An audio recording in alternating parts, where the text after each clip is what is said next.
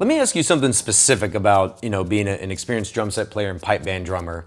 I've tried to follow a similar path, play a lot of each, and so many times I've thought, I've taken influence from guys like Steve Gadd, who we all know spent a lot of time showing us how the standard rudiments, especially American-based rudiments, can be used on drum sets, right? A fairly overplayed idea at this point.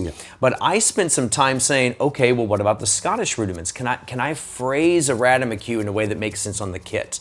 Or can I do this, and that in a way that would make sense? And I, certainly, like the old swing band drummers like Buddy Rich and Gene Krupa, there's taps and buzzes and fast rolls all over the place that you could definitely say that's fairly pipe bandy what he's doing there. But my question to you is, when I sat down to experience with that, I hit a lot of roadblocks. I didn't necessarily find direct rudimental translation of unique pipe band rudiments to drum set, which I think is fine. But did you go through any exploration similarly? And if so, what did you discover? Yeah, I did. The key thing, and I used to laugh at that. Some of my friends who pipe band drummers would jump on a kit and they would start to play a pipe band style right away, and it just doesn't work. It just doesn't work at all.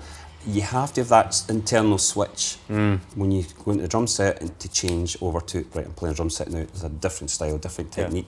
I played certainly some rudiments I would play, especially like paradiddles, and slightly a Radimacue to ghost note to do fills, etc. Sure. But I tended to follow the norm in terms of the drum sets. Sure. As I say, I like more expressive drummers, and I was more of a kind of Rush, Genesis, Yes type guy.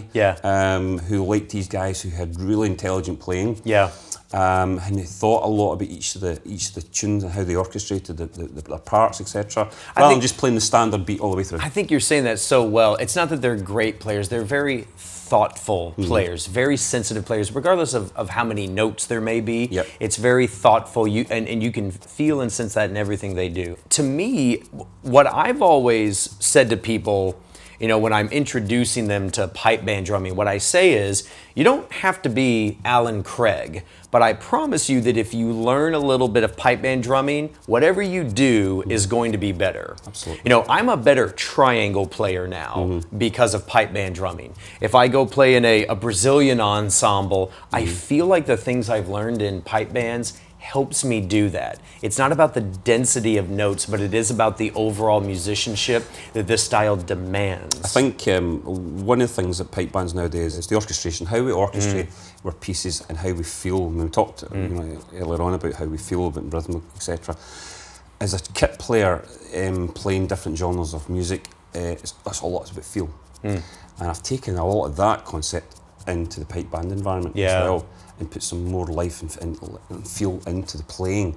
A lot of top guys are doing that now, so they're obviously thinking more about that as well. And that's a shift change from where we were. I could not agree with you more. I mean, my first year in Scotland was 2007. And even then, being very green and seeing everything you see in Glasgow for the first time, at that point, I was still a fairly experienced musician, just new to pipe bands. But I agree. I think there was a difference between the groups that really had a center, a core, a feeling they were going for, as opposed to just pure execution. Absolutely. Pure execution is mathematical. Anyone in the world can eventually figure out that 2 + 2 = 4. Absolutely. Eventually, one way or another. But to actually feel and convey an emotion or an expression to someone, that's a completely different level. And it's hard to pinpoint, it's hard to discuss those things, but I agree with you completely. And for me, even this year, running around and hearing and seeing all the bands, I really kind of sit back and think, who was making me dance? Who was making me tap my foot? And I think that is just as important, just as fundamental in pipe bands, whether it's juvenile or grade 1, as it is a band you want to go pay £10 and go see down the street.